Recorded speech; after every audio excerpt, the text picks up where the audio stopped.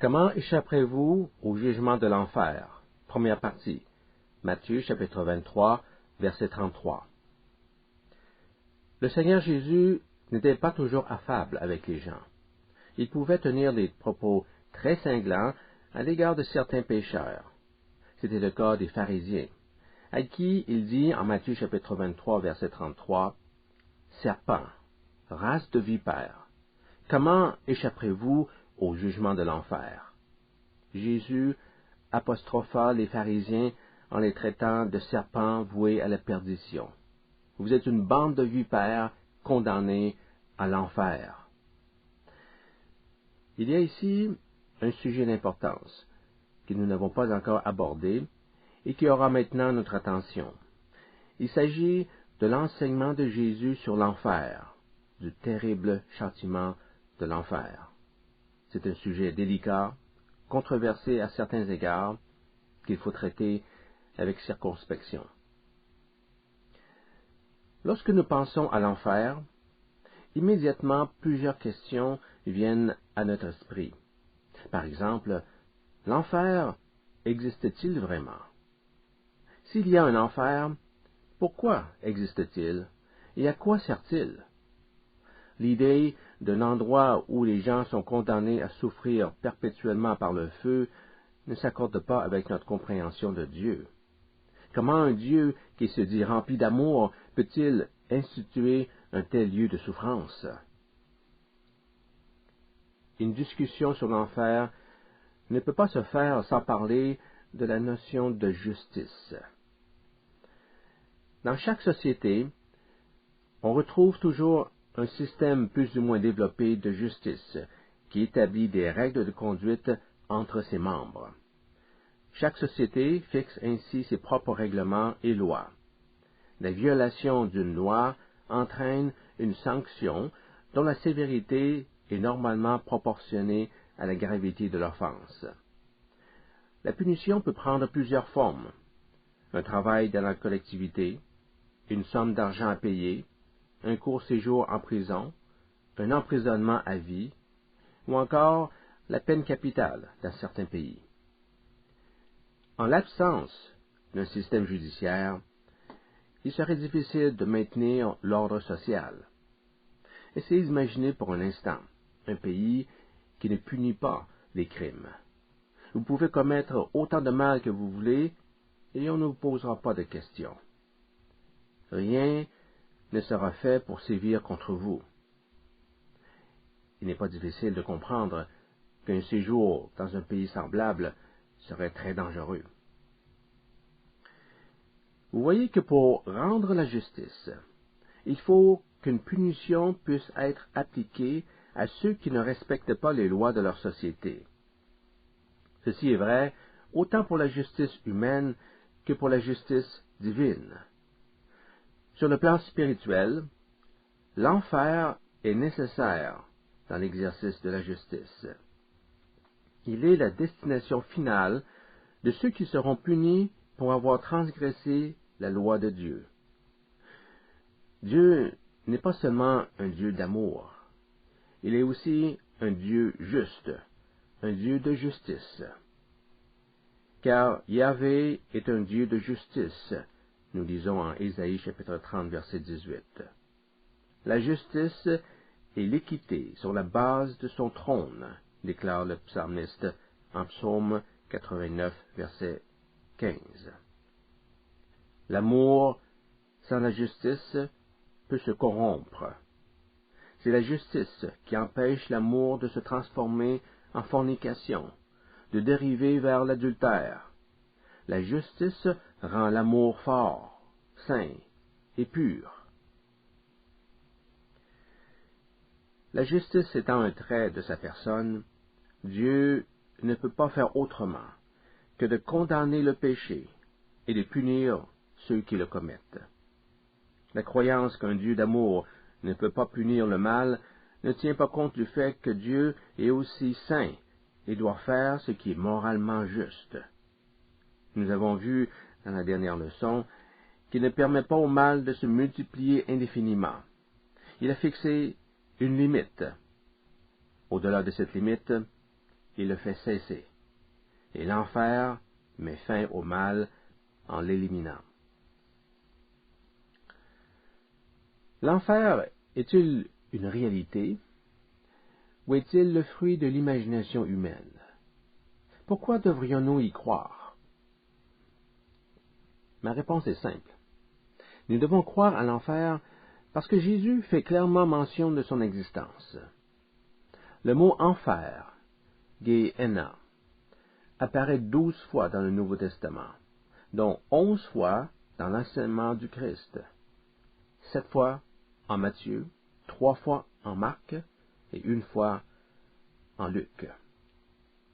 Si nous acceptons l'autorité de Jésus, nous devons nécessairement croire que l'enfer existe réellement. Notez que Jésus parlait de l'enfer autant aux non-croyants qu'à ses disciples. Nous savons que dans le Sermon sur la montagne, Jésus enseignait à ses disciples. Or, c'est dans ce sermon qu'il a dit, « Car il vaut mieux pour toi, c'est-à-dire les disciples de Jésus, subir la perte d'un seul de tes membres que de voir ton corps entier jeté en enfer. » Ça nous surprend, car nous avons tendance à penser que l'enfer est un sujet pour les incroyants seulement. Certains l'invoquent comme argument pour convaincre un individu de croire à l'Évangile. On espère qu'en lui faisant un peu peur, il serait plus enclin à prendre au sérieux la parole de Dieu. Je ne vois pas Jésus argumenter de la sorte dans son enseignement. Il ne parle pas de l'enfer dans le but d'effrayer les gens. Il soulève ce sujet parce qu'il ne fait que dire la vérité, en montrant que la justice divine condamne nos péchés et nous punira si nous ne nous repentons pas. Il veut nous faire comprendre que nous avons un choix à faire entre la vie et la mort. Il n'existe que ces deux chemins. L'un mène à la vie, l'autre mène à la mort. Et en ce moment même, nous marchons nécessairement sur l'un ou l'autre de ces chemins. Lequel avons-nous choisi? C'est la situation que présente le Seigneur en Matthieu chapitre 7, versets 13 et 14. Entrez par la porte étroite, car large est la porte, spacieux est le chemin qui mène à la perdition, et il y en a beaucoup qui entrent par là. Mais étroite est la porte, resserré le chemin qui mène à la vie, et il y en a peu qui les trouvent. Jésus décrit ici deux destinées opposées, la vie ou la perdition. Il dit, faites attention au chemin spacieux, au chemin facile, parce qu'il conduit directement à la perdition. Le mot perdition signifie ruine, destruction ou mort. Dans ce passage, il est synonyme de l'enfer. Ainsi, le chemin spacieux mène à l'enfer. Le terme perdition est étroitement lié à tout ce que l'enfer représente. L'enfer, en effet, est un endroit de destruction, de ruine. Voyez-vous, il y a des choses dans ce monde qu'on ne peut pas garder. Il faut les détruire, sinon elles risquent de nous nuire. Illustrons cela avec l'exemple des ordures. Les ordures ménagères sont principalement composées de matière organique. On ne peut pas les laisser trop longtemps à l'intérieur. Si on les oublie, une forte odeur forcera les habitants de la maison à agir. Tôt ou tard, les sacs de poubelle iront à la rue pour être ramassés par les éboueurs. Imaginez maintenant une ville où les éboueurs sont en débrayage. La collecte des ordures ne se fait plus.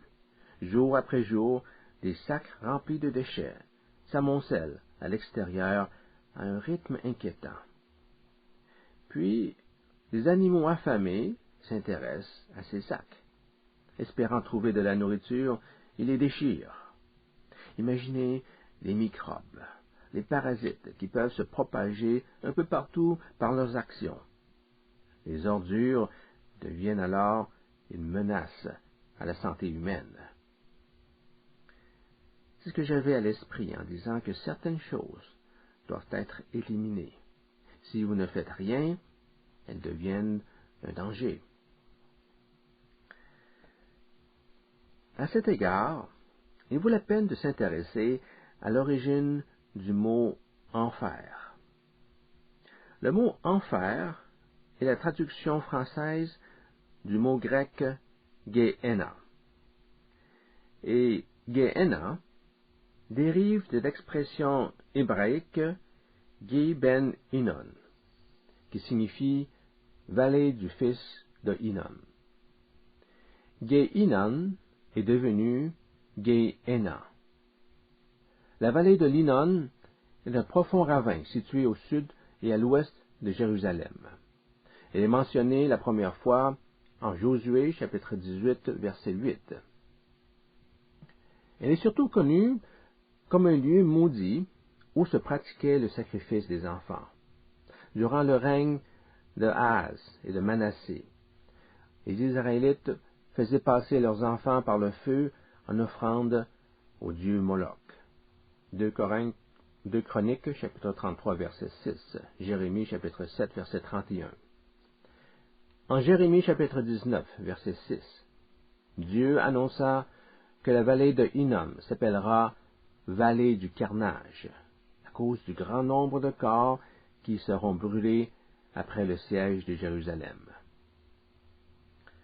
Au temps de Christ, on pense que ce lieu était utilisé pour incinérer les ordures et les cadavres des criminels et des animaux.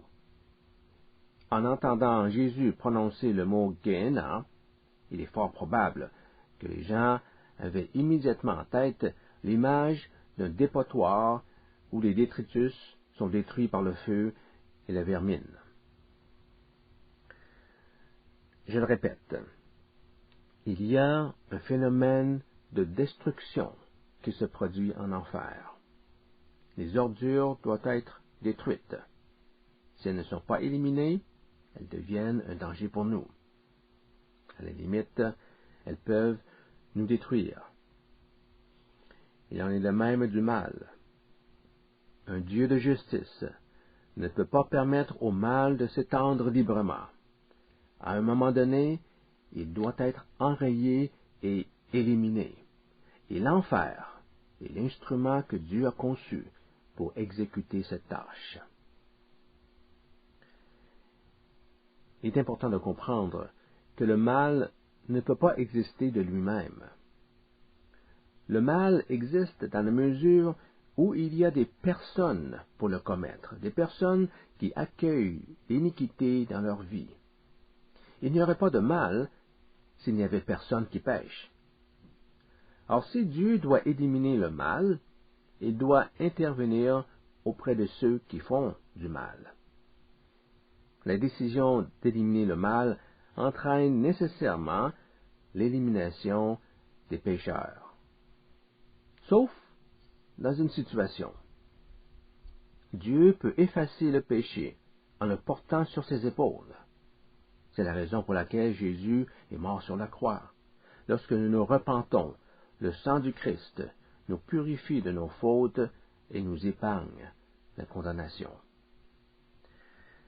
Mais sans la repentance, c'est-à-dire en refusant l'offre de Dieu de nous purifier moralement, nous permettons au mal d'habiter en nous. Dieu ne peut pas tolérer indéfiniment une telle situation. Un jour, pour faire disparaître le mal, il sera forcé d'éliminer les auteurs du mal. C'est pourquoi l'enfer existe.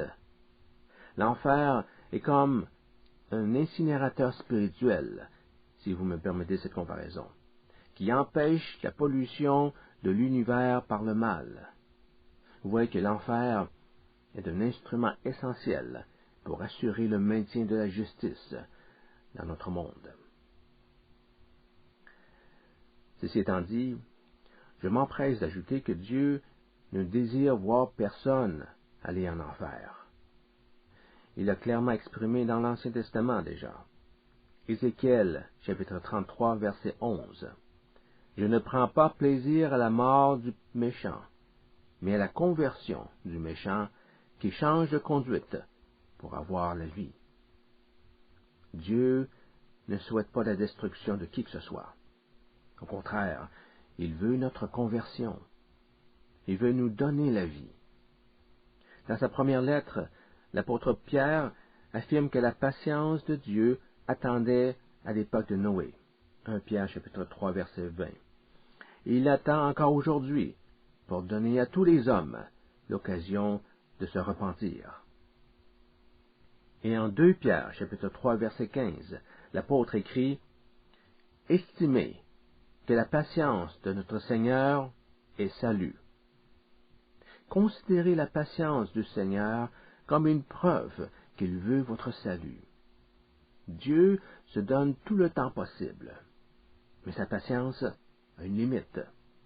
Quand la limite est atteinte, et en l'absence de repentance, vous ne lui donnez pas le choix. Il devra mettre fin au mal, et par cette action, il devra aussi mettre fin à votre existence. Il en éprouvera un profond chagrin, mais ce sentiment ne peut pas l'empêcher de compléter son dessein. Notez la consternation de Jésus concernant la ville de Jérusalem à la fin de Matthieu chapitre 23. Combien de fois ai-je voulu vous rassembler sous mes ailes pour vous sauver du jugement, mais vous n'avez pas voulu ma protection. Vous vous pensiez à l'abri. Lorsque Jésus parle de l'enfer, il ne faut pas y voir une menace, mais plutôt une manifestation de son amour. Il veut nous éloigner du chemin qui mène à la perdition. Il y a plusieurs expressions dans les Écritures que le Seigneur Jésus associe directement à l'enfer.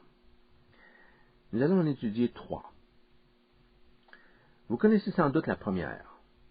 Lorsque Jésus dit qu'il y aura des pleurs et des grincements de dents, tout de suite nous savons qu'il parle de l'enfer.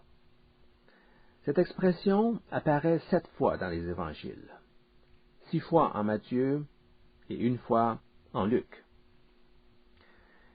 Qu'est-ce que ces pleurs et ces grincements de dents signifient? Cette expression décrit une condition d'extrême souffrance, accompagnée d'un intense regret. C'est l'attitude d'une personne réduite au désespoir le plus total. Vous avez peut-être déjà vu un film montrant la réaction d'individus qu'on transporte à leur lieu d'exécution. Quand vous faites face à une situation où votre vie se terminera brutalement dans les prochaines minutes, il est naturel de sombrer dans une immense détresse. Alors, vous pleurez et grincez des dents. Mais quelle est la relation entre l'enfer et les pleurs et grincements de dents? Les pleurs et les grincements de dents dépeignent la réaction de l'homme face à son jugement en enfer. L'homme pécheur sera en proie au plus grand désespoir de son existence lorsqu'il se rend compte que les décisions prises au cours de sa vie sur terre l'ont conduit à cette fin terrible. Ce qu'il refusait de croire auparavant devient maintenant une réalité. Il prend conscience avec effroi que l'enfer n'est pas un produit de l'imagination humaine. Il y a bel et bien un endroit où Dieu élimine le mal de son univers et où les pécheurs impénitents subissent leur peine. Et aujourd'hui, c'est là qu'il se trouve. Jésus utilise une autre image pour décrire l'enfer. Il utilise souvent le mot feu, le feu de l'enfer. Nous en avons un exemple à Matthieu chapitre 5, verset 22. Celui qui traite son frère d'imbécile mérite d'être puni par le tribunal, et celui qui le traite de fou mérite d'être puni par le feu de l'enfer. Nous lisons à Marc chapitre 9, verset 43, « Si ta main te pousse à mal agir, coupe-la. Mieux vaut pour toi entrer manchot dans la vie que d'avoir les deux mains et d'aller en enfer, dans le feu qui ne s'éteint pas. » L'enfer est décrit comme un feu qui ne s'éteint pas. En déclarant que tout arbre qui ne produit pas de beaux fruits est coupé et jeté au feu, Matthieu chapitre 7, verset 19, Jésus donne un avertissement. Les faux prophètes et les méchants seront finalement rejetés en enfer pour y être brûlés. Le Seigneur Jésus fait un lien direct entre cette image du feu et les pleurs et grincements de dents en Matthieu chapitre 13, versets 41 et 42. Le Fils de l'homme enverra ses anges. Ils arracheront de son royaume tous les pièges et ceux qui commettent le mal, et ils les jetteront dans la fournaise de feu, où il y aura des pleurs et des grincements de dents. À quel endroit entendront-on des pleurs et des grincements de dents si vous rejetez le salut? Là, dans le feu, dans la fournaise de feu. L'expression pleurs et grincements de dents est liée à une autre expression concernant la destinée des pécheurs, les ténèbres du dehors. Lisons Matthieu chapitre 8, versets 11 et 12. Je vous le dis, beaucoup viendront de l'Est et de l'Ouest pour s'installer à table avec Abraham, Isaac et Jacob dans le royaume des cieux. Mais les fils du royaume seront chassés dans les ténèbres du dehors. C'est là qu'il y aura des pleurs et des grincements de dents. Qu'est-ce que les ténèbres du dehors? La signification de cette expression devient évidente lorsqu'on compare Matthieu chapitre 8, versets 11 et 12 avec Luc chapitre 13, versets 27 et 28. Mais il vous répondra, « Je ne sais d'où vous êtes. Éloignez-vous de moi, vous tous qui commettez l'injustice. » Là seront des pleurs et des grincements de dents, lorsque vous verrez Abraham, Isaac, Jacob et tous les prophètes dans le royaume de Dieu, et vous jetés dehors. Ceux qui commettent le mal seront jetés en dehors de quel endroit? En dehors du royaume de Dieu, là où il fait sombre. Les ténèbres du dehors sont donc les ténèbres à l'extérieur du royaume de Dieu. Dans les Écritures, la lumière représente la vie et les ténèbres représentent la mort. C'est pourquoi nous trouvons en Jean chapitre 8, verset 12, l'expression « la lumière de la vie ». La lumière est synonyme de vie. Là où il y a absence de lumière, il y a aussi absence de vie. C'est l'obscurité de la mort, pourrait-on dire. Ainsi, les ténèbres du dehors sont les ténèbres qui se trouvent en dehors du royaume de Dieu. Car la lumière n'existe que dans le royaume. À l'extérieur du royaume, il n'y a point de vie. Il faut bien comprendre cela. Dieu est lui-même lumière. 1 Jean chapitre 1 verset 5. Et sa vie n'est disponible que pour les résidents du royaume, ceux qui se trouvent à l'intérieur de son royaume. Soulignons également que le royaume de Dieu et la vie sont des termes synonymes dans la Bible. Entrer dans le royaume, c'est entrer dans la vie. Et entrer dans la vie, c'est aussi entrer dans le royaume de Dieu. Ce sont des notions équivalentes. Il est écrit dans le livre de l'Apocalypse, que la Nouvelle Jérusalem sera inondée de lumière, une lumière qui émane de Dieu. La ville n'a besoin ni du soleil, ni de la lune pour y briller, car la gloire de Dieu l'éclaire, et sa lampe, c'est l'agneau. Apocalypse, chapitre 21, verset 23. Dieu est la lumière de la Nouvelle Jérusalem. Cela signifie aussi que toute la Nouvelle Jérusalem porte l'empreinte de la vie de Dieu. Mais à l'extérieur de la ville, c'est l'obscurité, c'est l'absence de vie. En chassant une personne dans les ténèbres du dehors, on la condamne à la mort, parce qu'on lui coupe toute source de vie. En conclusion, l'étude de la phrase « pleurer et grincer des dents » nous a mené à d'autres expressions qui ont directement rapport à l'enfer.